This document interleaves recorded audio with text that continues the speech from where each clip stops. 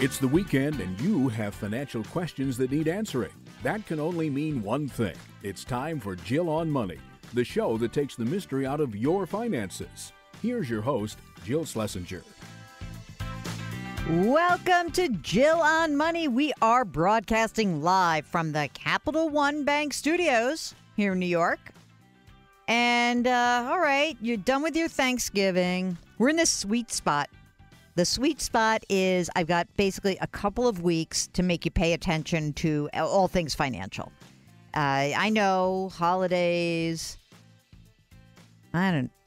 Mark, is this a new thing that all of a sudden I saw in some news reports during the week about whatever, Black Friday and all that nonsense, that there's a thing called Turkey 5? Have you heard that expression?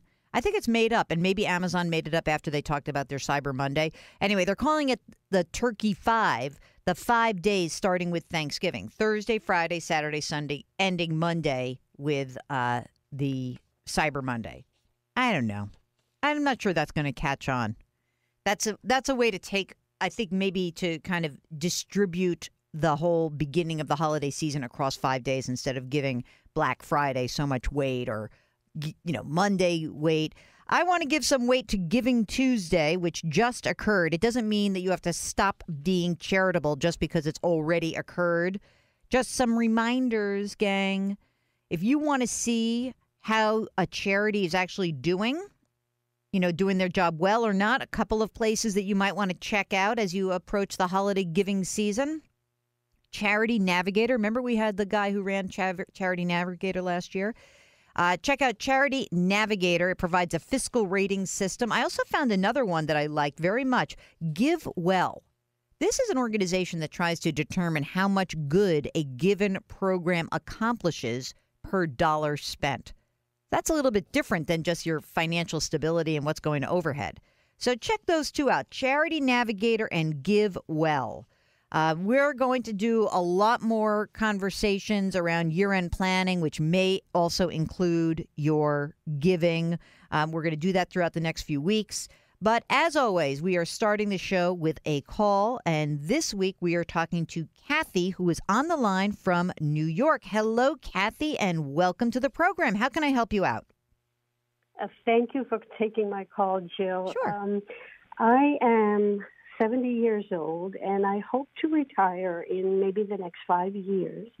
I recently, sold my parents' home, and I want to use that money wisely, and I want to retain as much of it as possible. So my question to you is, I sold it for a little over $1 million, 1.165. And I want to know what I should do to just hold on to that money and not lose it all in taxes, and also how I can gift some of it that in a way that makes sense to my children, and something that I guess I need to consider before the end of this year, because I sold the house in June. Okay. So first question for you. You sold your parents' home for a bunch of money. What's the tax ramification of the sale itself? In other words, was it that house passed to you because of the death of your last surviving parent, or have you owned it? Has it been in your name for a longer time? What I'm trying to figure out is, what is the cost basis of this house? Right. The cost basis is a little over 600. I think about 620 or 650,000. Mm-hmm. My brother and I inherited it from our parents, who died many years ago. My brother passed away 3 years ago. I recently bought out my sister-in-law. She was not interested in retaining her portion, and so I bought her out. So the cost basis, I think, is about $625,000. Well, wait a second. When did you buy out your sister-in-law? Last year. Not this year. So I just want to make sure I understand this, because I want to make sure that cost basis is the right amount of money, because so your parents died, you and your brother inherited the house some years ago. And so did you own it as equal shares, 50-50? Yes. Okay. Yes, So we did. And we when did an LLC to own it. Okay, I got it. So you're very clear that is the cost basis, that's $625. In other words, have you talked to your lawyer or accountant about this? Yes. Okay. Yes, I have, and it's up or down. It might be $650, it might be $600. I'm not sure. Okay. I don't remember exactly. But you're going to have to pay some taxes next year. Of course. Okay. Right. So the first thing we want to make sure you do is figure out what the tax liability is going to be, right? And then keep that money set aside. I mean, it's only a few months away before tax season. So just keep the money that you need set aside to pay the tax due on the house, right? Of course. Easiest thing in the world to do, right? So at the end of the day, when you say you sold it for $1.165 million, we've got to, whatever, you've got to pay your taxes on that. Everything else is paid for. Once the taxes are paid for, is there any other money that's owed to anyone else? No. Okay. No. So you're going to end up with, I don't know, $950,000 net after taxes or something like that. I hope so. That would be great. Yeah, I think it's going to be because so look, if you have a $600,000 gain, right? You just, the highest tax bracket for capital gains would be 23 and change. So, even if we lopped off, even if it were 900, that'll probably be, I think, that's about the most. I don't, depending on state, et cetera. But, 900 grand's a lot of money. So what else do you need to happen with this money? Is this part of your overall retirement? It's going to, that's going to be part of it, yes. And what I would like to do is gift part of this wisely somehow to my children. How many kids? Two. I have two children. And are they married or single? A 30-year-old and a 35-year-old, both single. Okay. So, I mean, the easiest thing to do about the gifting is it's now the end of the year. You can give them 15 grand each, no problem. Fit 1.5 each right now. And then on January 1st, you can do it again. Give them another 15 grand each. And now you've used your gift tax exclusion for 2018 and for 2019, right? And that's a quick way to get, 30 grand each into their hands. Okay. And do I gain anything? And I mean, that 30,000. Let's say if I gift each one 15,000 this year, does that total 30,000 come off of the top number and no. Will it reduce my taxes? Nope. There's no taxable event by giving to them. So you're not going to reduce your taxes, but you're going to gift to them without them having to pay any taxes or you having to pay any taxes, which is great. Oh, so they will not have to pay any taxes? No, zero, no tax due. So so let's start with that, and then hang on one second. We're going to go pay some bills because now if we have, 900,000 that we started with after taxes and we're going to gift 60 of that, we've got another, 840 grand that's left over, and we're going to talk about what the best use of that money is to incorporate that into your retirement plan. So hang on one second. We're talking to Cathy, and we are also trying to figure out the best way to be efficient with gifting. That's a smart thing to do before the end of the year. Okay, you're listening to Jill on Money, and if you'd like to get on the air with us, ask Jill at jillonmoney.com. That's our email address. We'll be right back.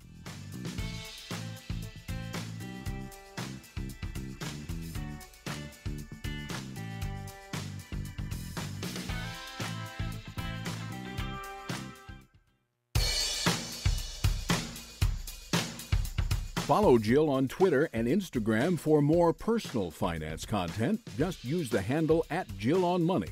Now, back to the show.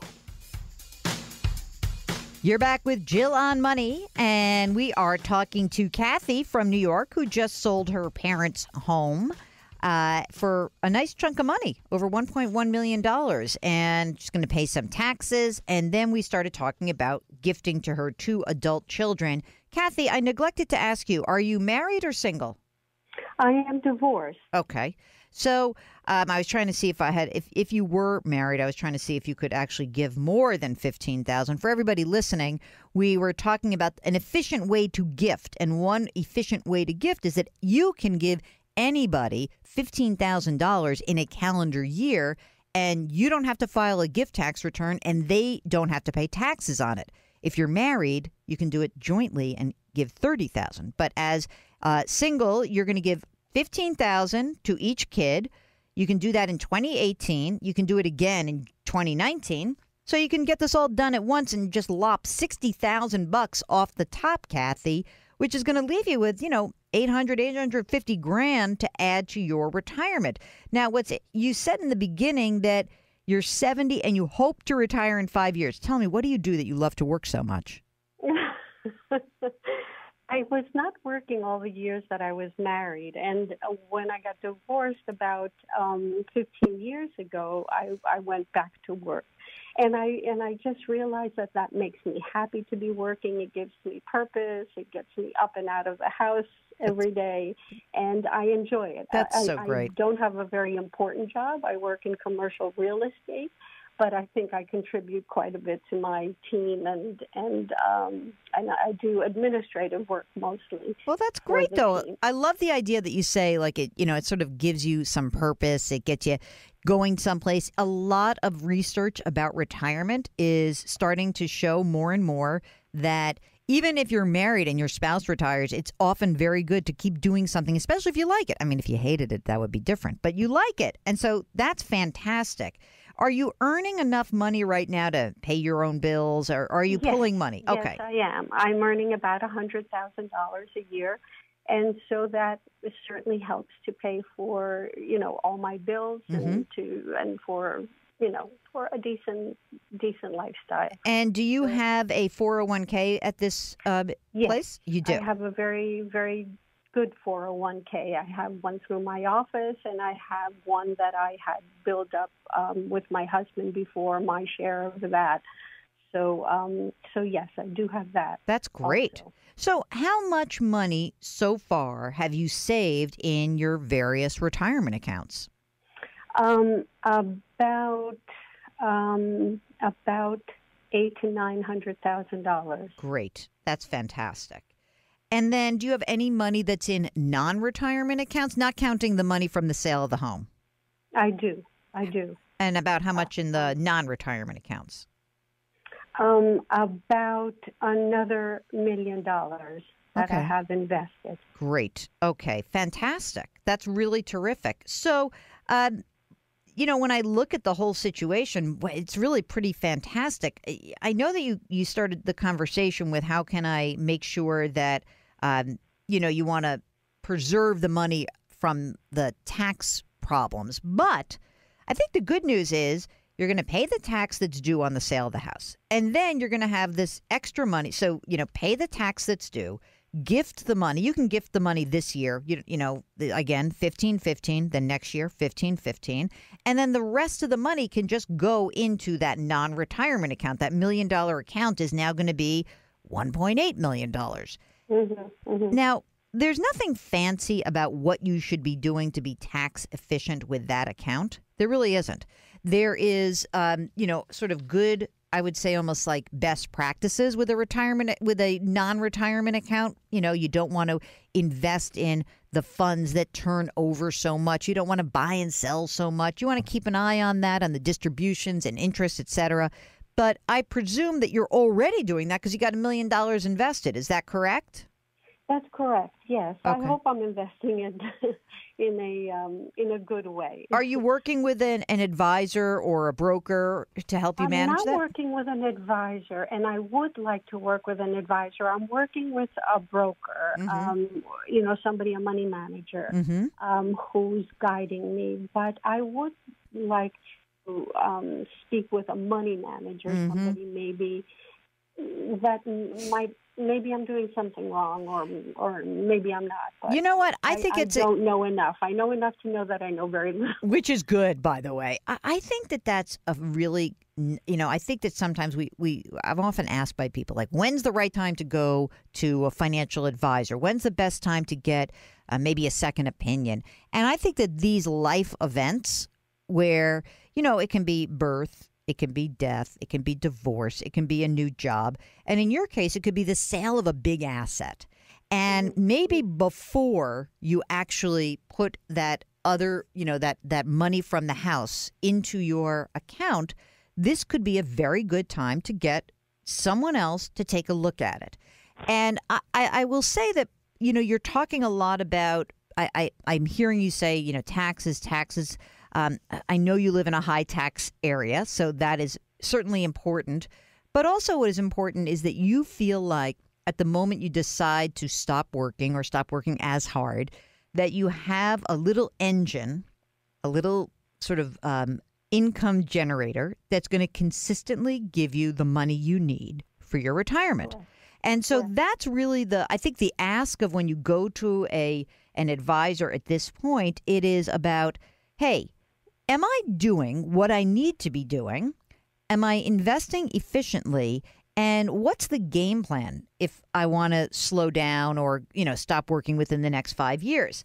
Those are the questions to ask an advisor. And what I'm going to do is I'm going to ask you to hang on the line because Mark's going to get you some information. We know a few people in the New York area who we can direct you to, and one of whom I think is going to be maybe a good match for you. But we'll give you a couple names and talk to the people and get a second opinion. Look, it's very difficult to not see an advisor or get a second opinion and not have somebody say, like, oh, no, I want to take this over myself. But these people who I'm going to give you names of, these are folks who are fiduciaries. They're people who are going to put your best interest first, and they are people who I think are going to be like-minded for your needs right now.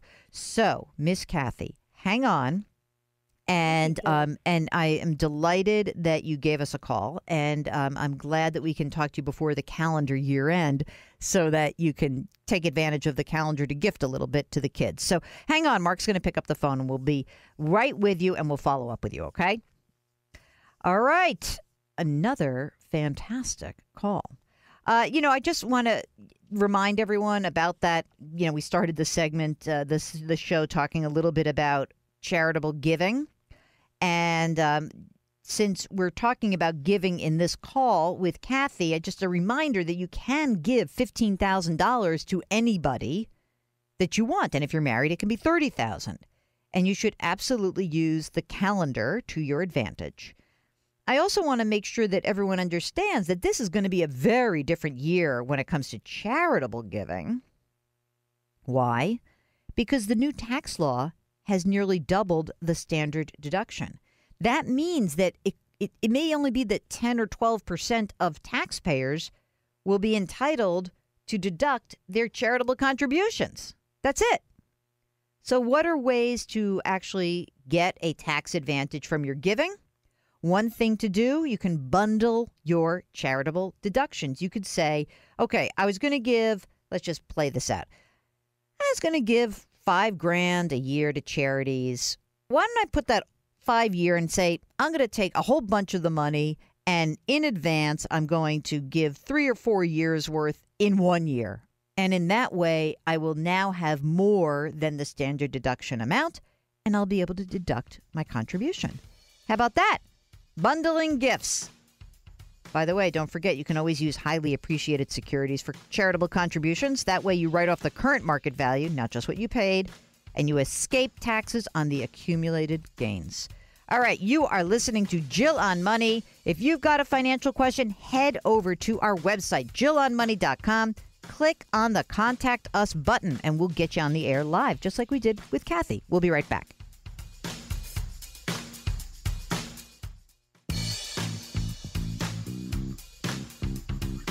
Welcome back to Jill on Money, where Jill Schlesinger takes the mystery out of your finances.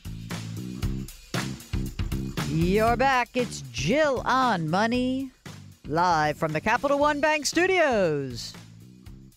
I sort of sound like I'm having my announcer's voice in a stadium. That'd be a cool job. Be the announcer for Citi Field, which will always be Shea Stadium in our hearts and minds. Okay, it's the program that takes the mystery out of your financial life, but only if you get in touch with us. Send us an email. Ask Jill at jillonmoney.com. Ask Jill at jillonmoney.com. You can follow us on Twitter and Instagram. Instagram. I just like saying that. Or someone said to me IG, and I said, I don't understand what IG is. They had to explain that it was Instagram. All right. Not exactly as hip as I thought. Nah, you may not be either. All right. Let's take some questions. We got a bunch about college costs. One from Mark. Well, I didn't specifically save for my kids' college costs. We did fund college with loans and otherwise disposable income. It cut into our savings for retirement. The costs were quite substantial, but we now have a veterinarian, a pilot, and a college administrator who is working on her master's in the family. I'm now retired, and since my kids all landed with good-paying jobs, I suggested a little payback. Therefore, the kids are now making monthly payments to me. I love this, Mark. I've mentioned this to many of my friends. They find it novel. I'm sure you heard of this before, but for some, it might be a good way to supplement retirement, given that the kids now have more disposable income of their own. Thanks, Mark. I think this is a great idea. The funny thing about it is I think it would be great if you did that before they entered college so they knew that you were going to do it. It may be a little bit tough to spring it on them, but yeah.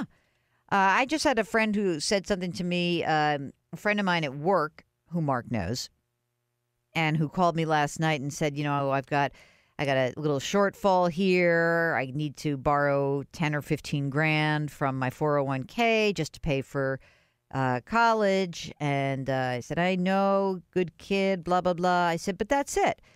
So she's like, well, he might need a little extra money to finish his degree. I'm like, well, why don't you make sure he knows he's paying for that? So perhaps he can finish his classes on time. The communication part is key. I can't encourage you enough to go check out Beth Kobliner's new part of her website, bethkobliner.com. She's got a great resource. It's called We Need to Talk College. If you are too much of a wimp to know how to start that conversation, Beth is incredibly helpful. Okay, here is from Ron, who has a beautiful granddaughter in her last year of high school. By the way, I love that. My beautiful granddaughter. My grandmother was known to say that about my sister, not about me. My beautiful granddaughter is in her last year of high school, straight A student, big scores on her ACT, homeschooled in a rigorous Christian curriculum. Her parents are middle class. College tuition and associated costs loom as quite a daunting financial burden. Her parents have been searching for funding that might be able to assist with college tuition and costs, in addition to the possibility of her being awarded a scholarship in some amount. Okay, what they're finding, as my daughter expresses it, is, quote, it's the myriad miscellaneous independent scholarships that we have no clue about. The big money seems to go to the kids who have tons of honors and extracurriculars. Others seem to be little one-time $500 scholarships. Since my granddaughter's homeschooled, she cannot qualify for specialized college funding, right? No class president, no captain of the volleyball squad, debate team, chef de français of the French club. So, one, what college funding resources are you aware of that my granddaughter might qualify for? How or where to apply? Websites, individuals, organizations, other advice about college money. I think that the best resource that I have found is this great website called nextgenvest.com. Nextgenvest.com. It is a site that connects students with mentors and ultimately to college money. But I would also say that, maybe you'll get, I don't know about this. I have no idea about these schools that are religious-based. I mean, the closest I can get to you is like, I know Jesuit schools. That's about it. But maybe some of these traditionally Christian universities, maybe they'll have some money. I don't know. I know nothing about that world specifically, the homeschool world. But give it a shot. Go check out nextgenvest.com. Mark, do I have time for that long one from Matt? 2 minutes? I can bang this out. Basically, Matt writes that they've saved a ton of money and about $350,000 in his kids' 529 plans. But the 529 money disqualifies us from the much sought after need-based aid. This is funny. Anyway, so he's like, people who've like had beach houses, blah, blah, blah. He says, we're not 1% wealthy. We've got a net worth of around $3.5 million. Mark, I believe that is 1% wealthy. You mean you're not 10th of 1%. I hate to tell you this, gang, but if you have enough money to fund $350,000 in your 529 plan and you have it, and including that, let's see if taking that away, you've got a net worth of over $3 million, you are going to get shut out of financial aid. And isn't $350 enough? Really? You don't have to pay for every single thing. $70,000 a year is absolutely common for many schools. But, I know for 2 kids, that may not seem like enough, but, so have the kids work a little bit. Have the kids take out some loans. Relax. Anyway, I think that there is a real need for people who are saving money and doing this diligently, as you are, Matt. I applaud you for that, but you got to get real also. Like, okay, so, maybe your kid doesn't have to go to a $70,000 school, or maybe the kid does and you want to actually take some loans out. All those things are possibilities. But I think that, you are in the 1%. I am so sorry to tell you that. You don't have $350 million, but $3.5 million is a lot of money. And you're not going to get financial aid with $350,000 stuck. Maybe for that 1 year where they overlap. Spend all the money on the first kid and maybe you can exhaust it and get some aid at the end. I'd have to know more about your financial situation, but sorry. Welcome to the 1%. Not so bad up here. All right. You're listening to Jill on Money. Send us your college and other questions, all of the education funding questions you've got. Just do it. Ask Jill at JillOnMoney.com. We'll be right back.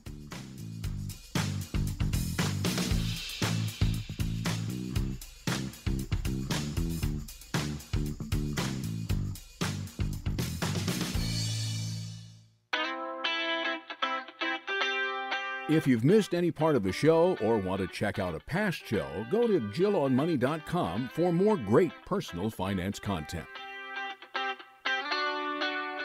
You're back with Jill on Money. If you've got a question and you would like to ask us, a couple of ways.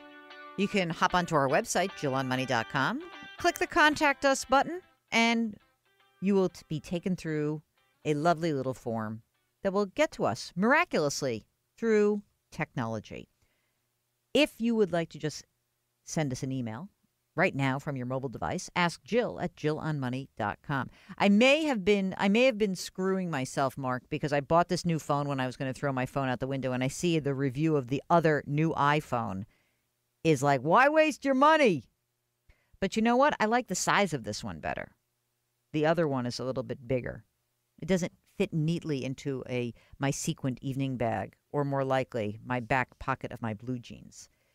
All right, let's get to a question. I love when you guys follow up with us. That's the best. Somebody named Jill had asked us a question about a bond fund she owned, and she was worried because she'd lost about $18,000 on paper. And she followed up and gave us the name of the bond fund, which is Cincinnati Asset Management. I didn't know which one it was, so I'm going to just guess that it's something like the Broad Market Strategic Income Fund, only because it seems like their biggest one. Here's the problem.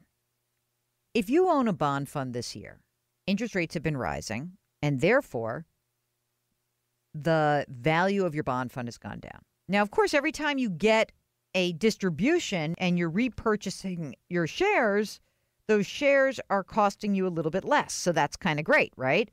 And presumably, if, interest rates keep rising up, and never stop going up, then it's not so great. But there could be a moment where interest rates start to fall again, maybe during a recession.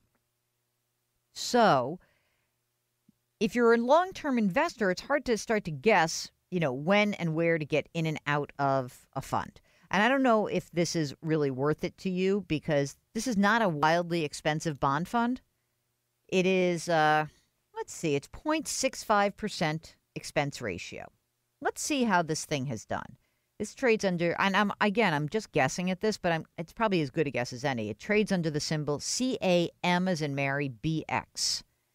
And when I pull up the total average annualized return through the second quarter, and it's gotten worse, but let's just look through the second quarter, we see that this is a bond fund that's down about 3% year to date. And when you look at the corporate bond index, like the Bloomberg Barclays index, it's down about a little bit more, 3.3%. If you look at what this fund has done over the last few years, it has underperformed its index. But it's not like it's going to kill you. And if there's maybe you sell it. Let's say that this is in a retirement account. I wouldn't sell it and get out of bonds. If you don't like the volatility of bonds and you're not going to hold this for the long term, then you could choose a bond fund that has a maturity that's shorter. Right now, this fund has an average maturity of 6.3 years. So, if you wanted something shorter, it would be less volatile. The other choice is that if you hold this in a non-retirement account and you have an $18,000 loss, this could be a great opportunity for you to take the loss, maybe against some gains that you might have, and reposition this coming into the year end. So that is also a possibility, because I think that what you are looking at right now then is a situation where you don't want to guess where the market's going next. What you want to do is stick to your philosophy for a long period of time. So you can shift it a little bit and maybe take advantage of the tax rules before the end of the calendar year. And maybe that makes sense for you, but just be careful. I worry about these kinds of questions because I feel like it's a little bit of chasing returns, which is okay, I guess. Here's a question from somebody who is 49 years old, finally able to save and invest some money, makes $40,000 a year. Let's see. I just started contributing to my 401k at work. They match 3%, and I'm currently putting in 7%. It's a little too much money. I was told that my best option is a Roth IRA. Here's what I would do. You make around $40,000.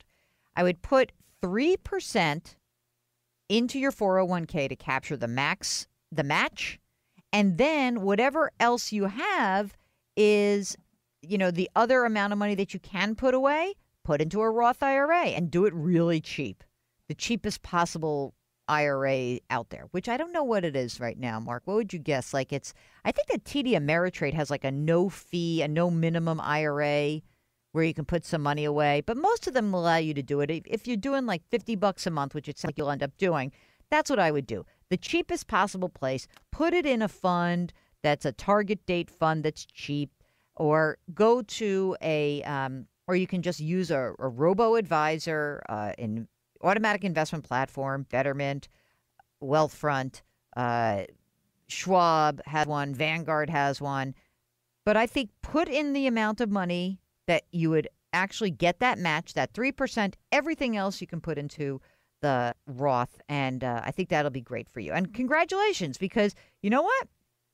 49 years old and you're just starting out, you got to start somewhere. So welcome to the world of investing. And thank you so much for writing. Okay, you're listening to Jill on Money. When we return, we're going to answer more of your great questions. Don't forget, hop on to the website, JillOnMoney.com. You can sign up for our free weekly newsletter and pre-order the book. We'll be right back.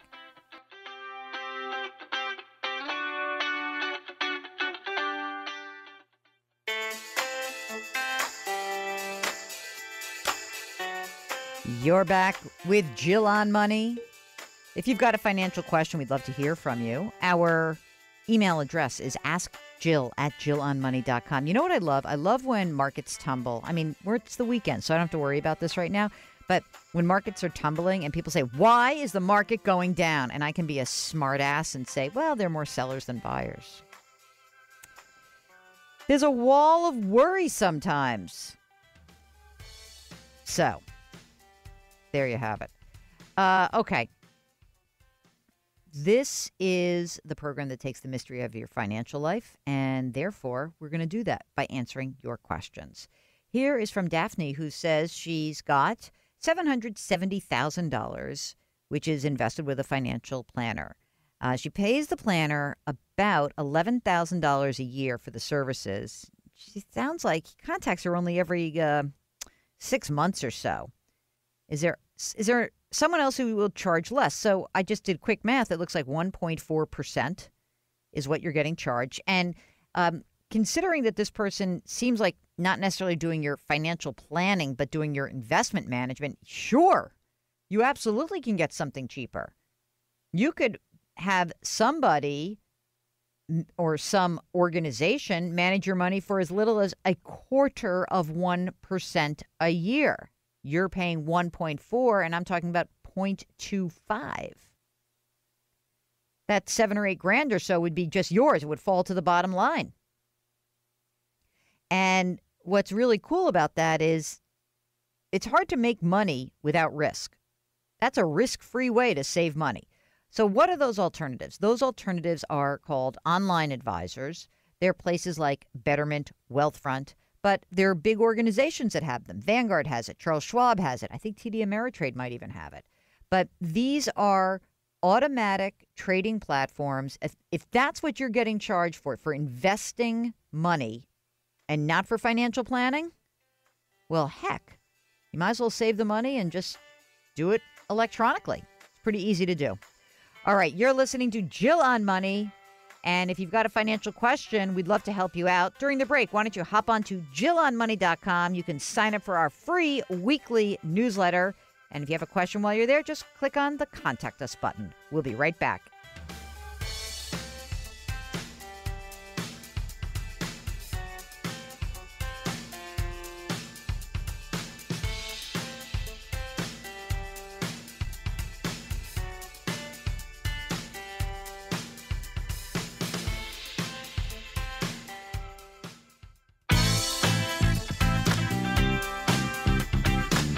It's the weekend, and that can only mean one thing. You're listening to Jill on Money, the show that takes the mystery out of your finances. Here's your host, Jill Schlesinger. Well, it's hour number 2, and that means we've got a special guest for you. Did you miss some part of the first hour? Did you want to hear all the calls and all the emails and all the amazing people that came on the air with us? Then just go to the website, JillOnMoney.com. While you are there, you can check out all of the wonderful content that we put together. Mark posts everything. Hey, Mark, did you edit that Marriott article that I wrote you while I was on jury duty? That was pretty slick, huh? I was waiting to be called for jury duty, and on my phone wrote a post about what to do around the Marriott/Starwood partners data breach. Let's just start from the position that you better know that none of your information is safe. Okay. Now, today we've got great guests. We have Reid Hoffman, who is a co-founder of LinkedIn and now a partner at Greylock Partners venture firm, and co-author of his new book, Blitzscaling, Chris Yeh. So in this part of our conversation, we're going to focus on Reid and his connection to LinkedIn. So here's some of our interview with Reid Hoffman and Chris Yeh. Talk a little bit about the formation of LinkedIn and what was your first reaction to this idea of changing the way job search works? So the job search part of it kind of evolved, but the initial gem of the idea is Peter and Max and I were in the middle of where it looked like PayPal might blow up. And so we were kind of kicking around ideas about what we might do next if PayPal was a mushroom cloud. And as it turned out, PayPal worked out just fine. That's great. And what we did is we said, okay, we got to selling PayPal to eBay. And I kind of, okay, maybe I'm going to take a break. And I went, well, wait, no one's done this idea. No one's done this. Establish your professional identity, put it online, be able to have that, how you navigate your career, how you navigate your work, how you find opportunities. Well, so shoot, it's going to happen at some point. Let's go do it now. So rather than taking a year off, which had been my original plan, I took 6 weeks off and then started on LinkedIn. It's LinkedIn where I actually have real conversations with people, Is that simply because people have to be less trolly and more professional, or is there something about the DNA of LinkedIn that makes it just a more pleasant place to be socially available to the public? I think there's three things. One is it's based on your real identity, and things accrue to that. And since your real identity in your professional context is really important to you, it makes a big difference economically, people are much more cautious around that. Second thing is we set it up with communities get set up with initial kind of founding moments, and then that kind of DNA continues. And I was like, no, this is about work. This is about what we're doing to improve our careers, and that has a lot less of the troll elements to it. Mm-hmm. And then the third thing is, we allow a fair amount of policing about, no, let's keep this about the kind of the progress, the civility, the aspirations of work, and not about anything else. And we enforce that, gently but rigorously. Chris, what were you doing minding your own business, not being part of LinkedIn in this time? And talk a little bit about your career, and then how did you two meet? Well, actually, those things intersect nicely. So at the time, I was working on my third startup, which was actually an enterprise software company. But I was a big fan of this newfangled field called social networking. And so when LinkedIn came out, I was actually one of the first people to sign up. We looked it up afterwards. I'm user number 3,000 or so in the history of LinkedIn. That's awesome. And I thought, wow, this is exactly for me because I'm someone who's very interested in connecting with others. And I reached out to the founders because I saw they were all Stanford grads, and that's how we got to know each other. So you all have like a little sorority action here, like you're a sorority fraternity of folks that were Silicon Valley people. You're excited by it. And then did you join officially in the LinkedIn universe or That's not? my big financial mistake. Oh, so nice. Back at that point in time, I was not yet investing in startups. Clearly, LinkedIn would have been one of the best investments I could ever make. Instead, I just had to content myself with getting to know the founders. All right. So you got to know them. And then how did you guys hook up? What was the connection in beyond, sort of that you have a coincidental connection and that you reached out? How did you hook up professionally? Well, the connection is actually our mutual friend, Ben Casnocha. So Ben is also an entrepreneur, also an author, has known both of us for a very long time. And at the time, Ben was Reid's co-author for The Startup of You, and then his chief of staff. And Ben and I had been in touch for a long time. We always had done these various intellectual discussion salons together. And he reached out to me and said, hey, Reid and I would like you to come in and see us. And I said, oh, yeah, absolutely. I like both of you guys. And so I came in, and The Startup of You had come out, and this notion was, hey, we think there's more to be said here because The Startup of You is all about the personal individual side, and there's the corporate side, the managerial side to discuss. And they said, you know what? This writing books is a lot of work. We need a guy who's really good at writing things really fast. Wait a minute. You went to Stanford. How is it that you can write? I'm just kidding. I have a creative writing degree from Stanford University. All right. I also have a product design engineering degree, but I have a creative writing degree. I like that you can tout that. So let's talk about this book, Blitzscaling. Reid, how would you define Blitzscaling? The succinct definition of Blitzscaling is prioritizing speed over efficiency in an environment of uncertainty. More simply, it's a way that these massive scale companies go from an idea on the back of the napkin to an industry transforming business in a small number of years, like a decade or less. Airbnb, Uber, PayPal, Facebook, LinkedIn, these kinds of companies and how to do that. And it's a set of techniques around business models, management techniques, recruiting techniques, go to market. All of these things are part of why in Silicon Valley, which is this tiny little fraction of the world, the whole area has 4 million people, and yet it's about half of the NASDAQ. Why is that? And it's this blitzscaling. It's just going to scale very quickly, taking a lot of risks, and doing things that classic business people would say, that's kind of foolish. If you were sitting in front of a Harvard Business School panel of professors, they might look at this and say, this is insane because at these very specific inflection points, you put the company at risk. What's your response to that? Well, sometimes the bigger risk is not taking these risks. And so in a much more globally connected world, the difference between first prize and second prize is very small. We call these Glengarry Glen Ross markets. I love Glengarry Glen Ross. I'm an old salesperson. First prize? Cadillac. Second prize? Steak knives. Third prize? You're fired. The door. I love that. Exactly. And so it makes a big difference if you're the first to scale. So what that means is the classic business wisdom, or what's your customer acquisition cost, what's your unit economics, what's your long-term value of your customer, what's the set of ways that you grow all this. You actually are not really paying much attention to any of this as you scale as fast as you can.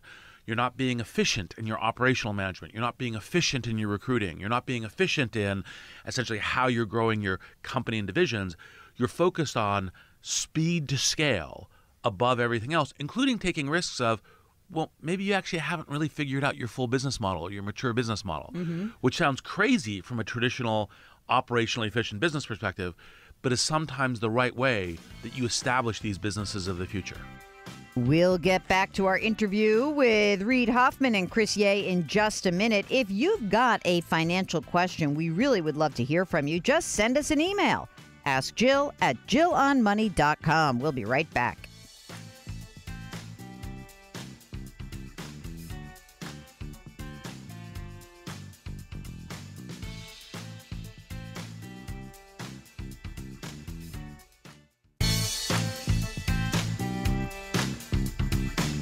Back to Jill on Money, where Jill Schlesinger helps you take the mystery out of your finances. You're back with Jill on Money. Hey, we are broadcasting live from the Capital One Bank studios here in New York. And we are lucky enough to have landed a fabulous guest for you. Reid Hoffman, who is a co-founder of LinkedIn. He's a partner at Greylock Partners.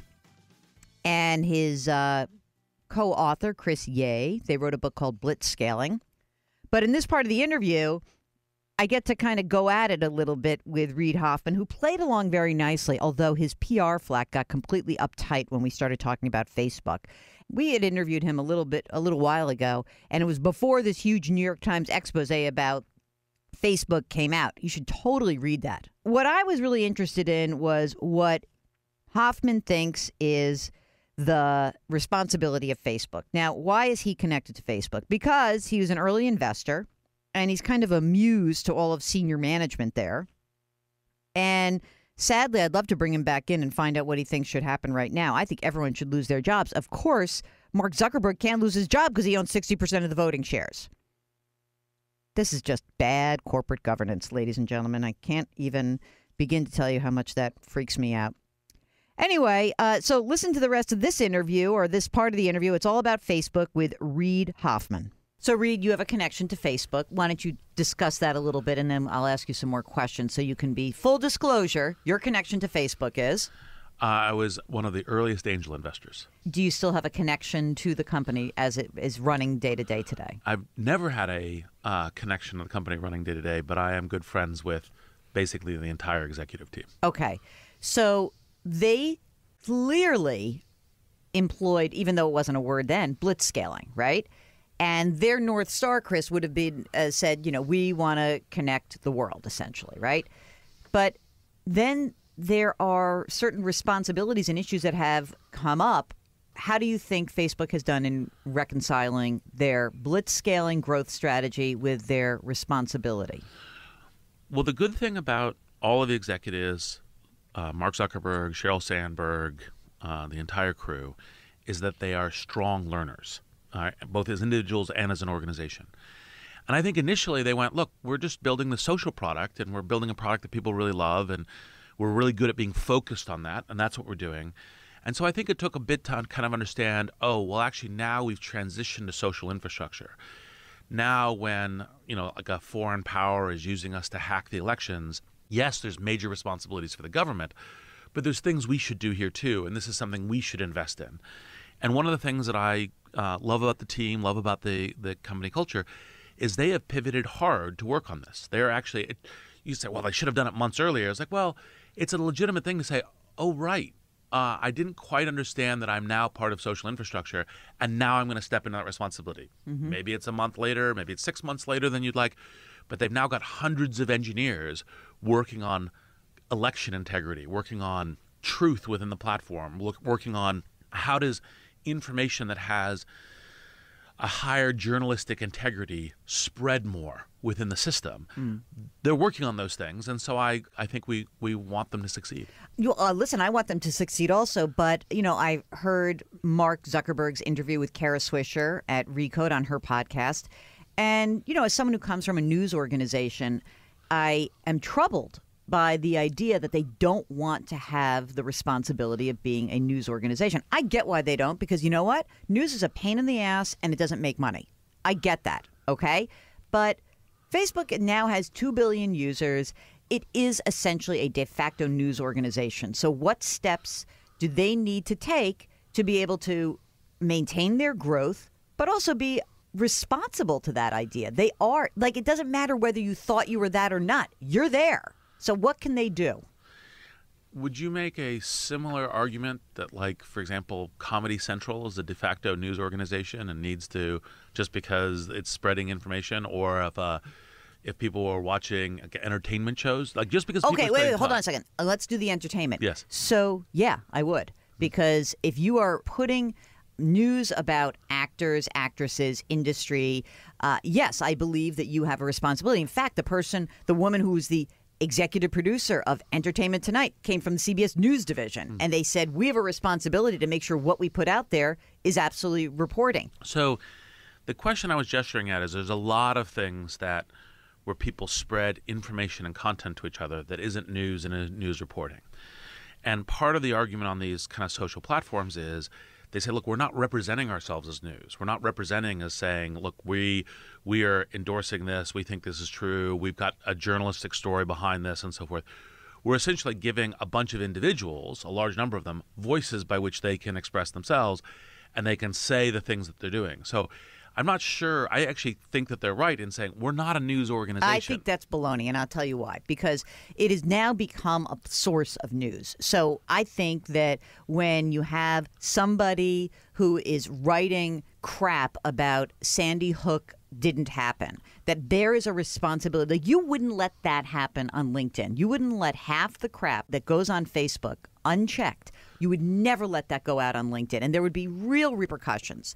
I mean, and look, you're not running this place day to day, so I don't want to hold you accountable, but I feel quite strongly that to hear Mark Zuckerberg say to Kara Swisher, well, if they're Nazis, they have every right to put their stuff out there. No, they don't. They actually don't. You're a company. You can actually police that. So they don't have free speech. This is a company, and they can literally put their thumb down and say, no, that's not okay. Look, what I think the right answer is society should say, within a scope of editing conversation, we expect companies that are domiciled here and operating here to have the following umbrella. So, for example, this is the way we expect them to do. Because what they're trying to say is we're allowing a diversity group of individuals to articulate their voices. Now, I completely agree with you personally about Nazis and deniers of Sandy Hook and all the rest, is I think that's kind of corrosive and frankly pernicious in its impact. But on the other hand, part of what you want to do is say, well, we allow a broad range of speech in our society, and if you're saying we're allowing people to articulate things as individuals, which we do allow within society, I understand that. So I think what happens is society needs to say, here is how, in this modern evolution of tech, how our notions and interpretations of free speech and dialogue is changing. And this is what we want you to implement towards as a society. I think that it's a legitimate thing to say, look, as a company, we're not trying to, kind of mind manipulate the country. Because we go, oh, well, the things we agree with for very good reasons, the truth of Sandy Hook, the truth of the Holocaust, the truth of these things, which are super important. But say, for example, take an area that has more heat gray to it. area. Climate change, right? There are smart people who go, I don't think that, climate change exists, even though I think it's a scientific fact. And you say, okay, well, we as a company are now going to say anyone who is opposed to climate change can't speak here. What if you did this? And I promise we're going to get back to blitzscaling, but let's come up with an idea right now and implement it, okay? What if, you ready, Chris? I'm ready. Are you in? Born ready. All right. What if there was a way for you to do what the New York Times does or the Wall Street Journal does, which is one part is news and this is your op-ed. This is your opinion. is there a way to label that so that opinion and baloney doesn't end up in a news feed and it only ends up in an opinion feed? So that almost like when you're a user of Facebook, you know, this is vetted, this is verified, this comes from a real source, and you guys actually do have the responsibility, not you guys, Facebook has the responsibility of saying, okay, these are the news sources that we recognize. And you have to apply to us to actually say, you are a news organization. Chris, what do you think? Are you on board? Is it easy to do? Just give me write something for me, a little program. Well, I think Facebook is actually making strides in this direction already. They are focusing on things like, okay, can we bring in external fact-checking to provide the sense of, is this credible news or is this not credible news? So I do think that that is a good idea. We'll get back to our interview with Reid Hoffman in just a second. Meanwhile, do you have a financial question that's burning inside of you? Send us an email. Ask Jill at jillonmoney.com. And hop on to our website where you can sign up for our free weekly newsletter. Just go to jillonmoney.com. We'll be right back.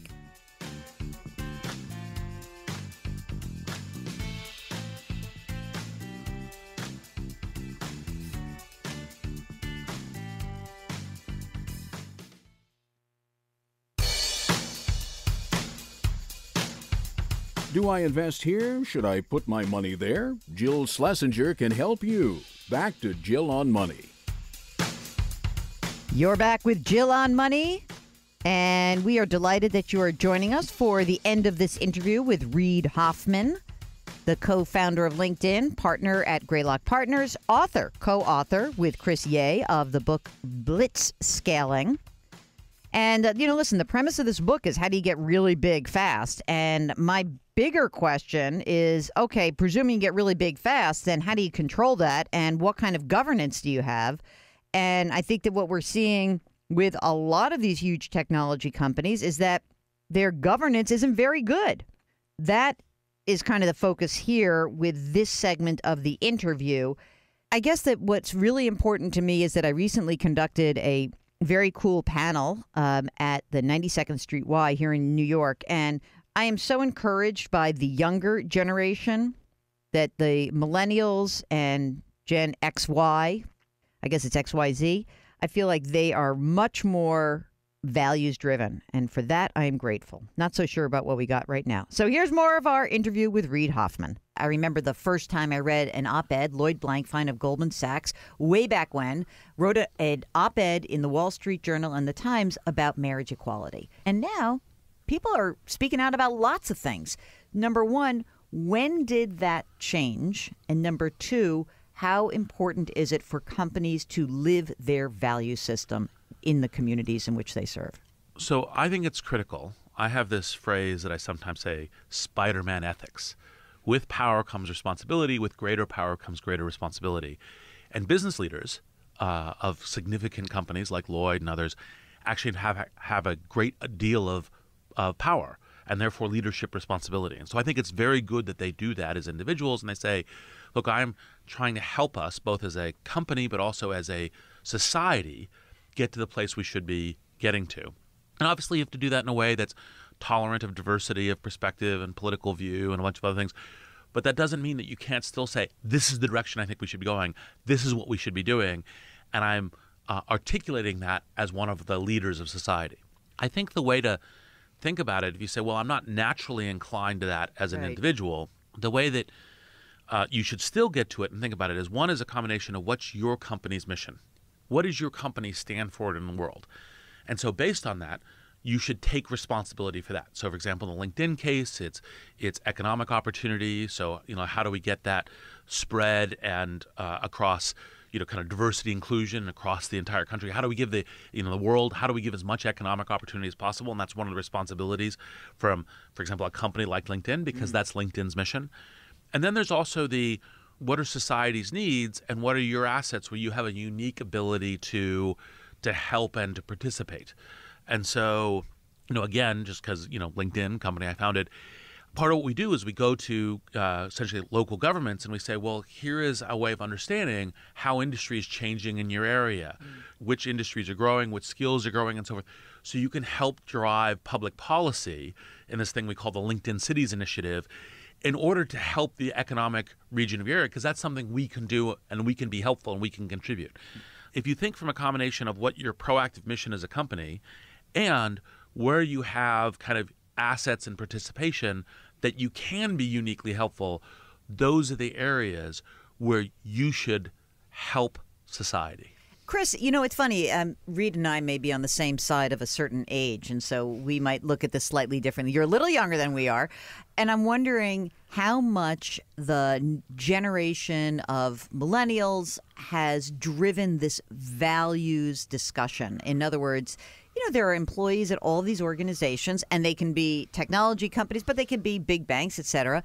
How much are they pushing their management to really speak out? I'm sadly not a millennial. I am Generation X. But I do think that the millennial generation is having a huge impact. It is now the largest generation in the workplace.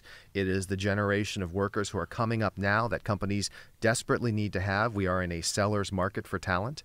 And I think as a result, leadership is responding. They recognize that millennials care about mission. They care about integrating their life. They don't just have the attitude, it's just business and business has no morality. They understand that we are all whole people. And so I think it's actually been very helpful. Obviously, I'm the only woman in the room. And so let's talk a little bit about the responsibility of a corporation in the idea of diversity and inclusion and what needs to happen to not put growth and blitzscaling at risk, but also being very focused on the fact that you cannot have a company built on, 92% guys. So one of the things that happens in blitzscaling is you're trying to grow as rapidly as possible. And the standard way that people do this is by hiring people they know. They hire from their networks. And the result of that homophily is that you have companies that end up looking very similar. It's the entire cast of characters and they all look the same. And that is a major issue for the company. In fact, we identify diversity and inclusion as one of those potential traps for blitzscalers that they should really address earlier in the history of the company rather than later. And that means building in diversity from the start on the founding team, from that early set of employees. The other thing, which I think is great advice I heard Reid give the other day, is for people who are thinking about starting a company to build a more diverse personal network from the start, even before they start that company. Because by the time that you are saying, oh, I need to hire a bunch of people, oh, let me now build a diverse network, it's too late. Something that everyone should do is to build a diverse network, a cognitive diversity, of demographic diversity, of economic diversity in their own lives. Reid, I'm wondering, how do you feel about the notion of the sort of like a European notion of having quotas on boards, in organizations? I'm a great believer that once you break the barriers, because there's such natural incentives to deploy talent, that you've got to break these barriers around gender, race, other things. And when you break the barriers, it will start working the right way. Now, the barriers are not always overt racism. The barriers may just be an undiverse network. And so you want to break those barriers. And so putting the pressure on to say, like, for example, what California did recently, which I think is a good idea, which is say, okay, look, we're going to push on the scale to make sure that public companies are including women on the boards, just to make sure that that's happening. And then once people start going, oh, wait, we work a lot better, we actually succeed a lot better doing this, then the market will adjust. So I don't think the long-term thing is to say, well, it should all be quotas and bureaucracy, but we should do everything, including continuing to press the scale harder and harder in order to break those barriers and allow, in this case, talent to flow. Thanks so much to Reid Hoffman and his co-author, Chris Yeh. If you want to check out the book Blitzscaling, we'll have a link to where you can purchase it. And when we return, more of your questions. Want to send us an email? You can get on the air with us. Ask Jill at JillOnMoney.com. We'll be right back.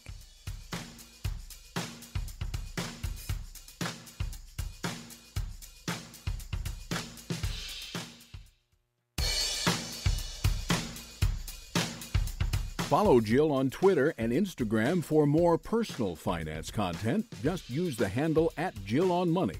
Now, back to the show. You're back with Jill on Money. If you've got a financial question, an investment question, a tax question, give us a holler. It's very easy to do. Just send us an email. Ask Jill at JillOnMoney.com. We just answered a bunch of questions about college, but I was interested in a new study from a big data company called Burning Glass. It's an employment data company. And they're looking at underemployment. Underemployment is indicated by whether a college graduate is employed in a job that requires a bachelor's degree. Okay? Check this out. First job, 43% of college grads are underemployed. Underemployed. And of that 43%, 2/3 of them remain in these crapo jobs that don't even require the college degrees they have 5 years later. The differential is pretty stark because if you have a job that requires a degree, your entry level is $46,000. The underemployed graduates, they make an average of $36,000. Get why paying off these loans is so hard? Get why you really cannot afford to take on tons and tons and tons of loans? All right. Here's what you know. The fields with the lowest probability of underemployment, engineering, computer science, 18%. But check it out. Hello, liberal arts categories. Communications and journalism degrees, Mark Talercio.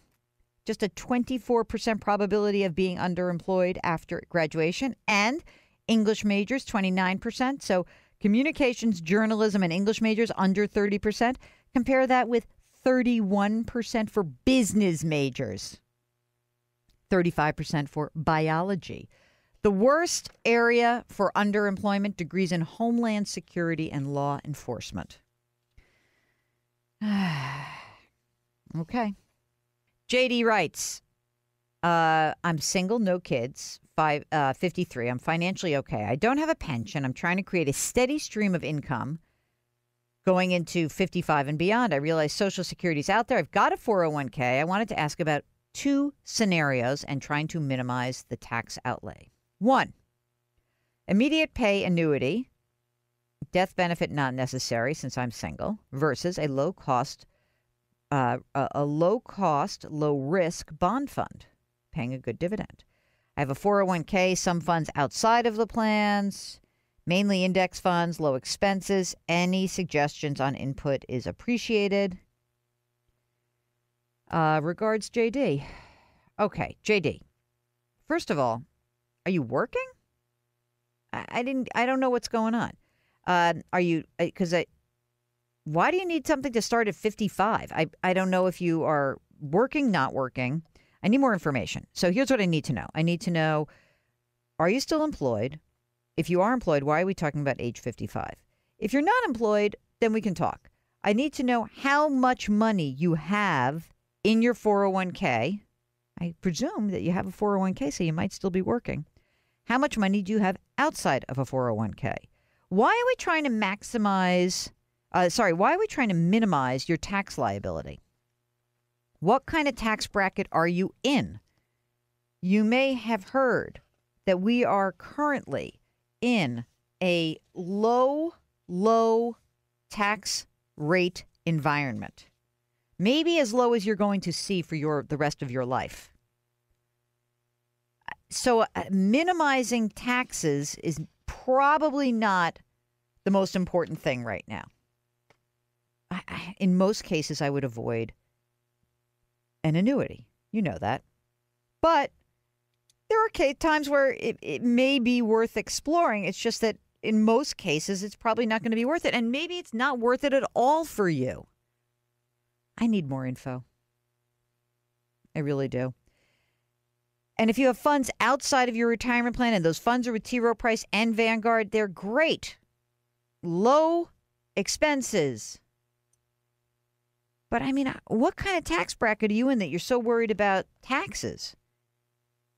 Are you paying capital gains at the very tippy top?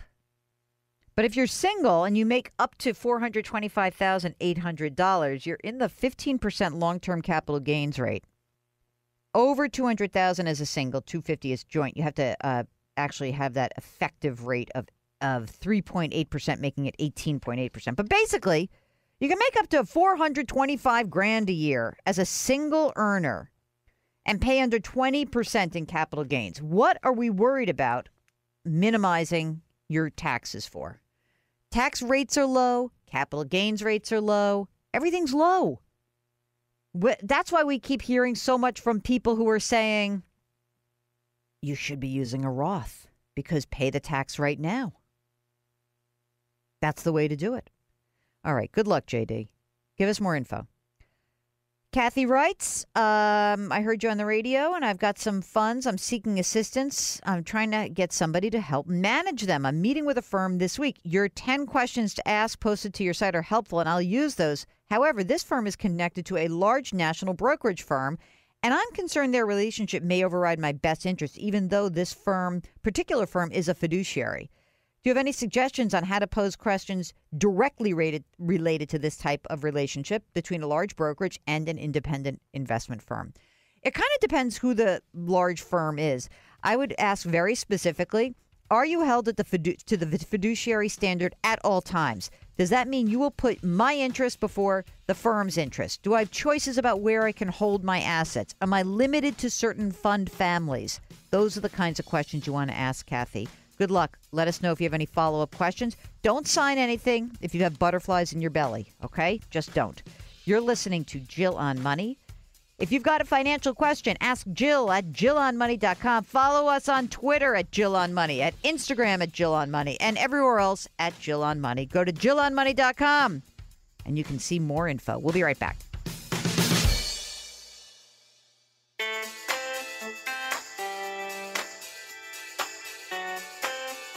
You're back with Jill on Money. And before we close out the program, let's squeeze in one more email question from you guys.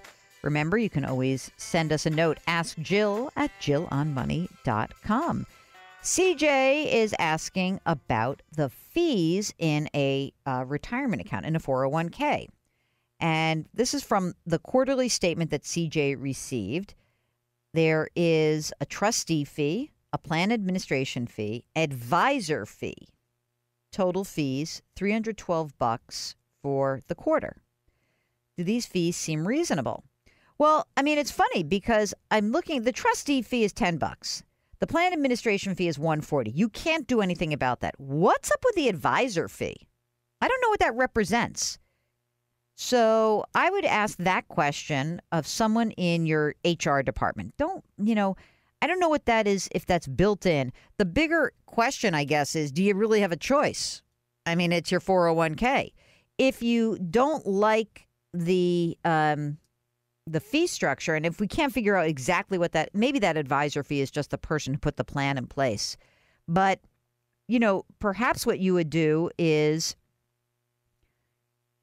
put as much as you can in there. And if you can also do a Roth IRA on the side, I don't know how much money you make, but maybe that's something to think about. Maybe also doing a non-deductible IRA and doing a backdoor Roth. That could be something you think about.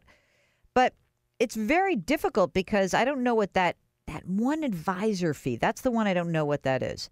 Trustee and plan administration fees, you can't really do much about that, unfortunately.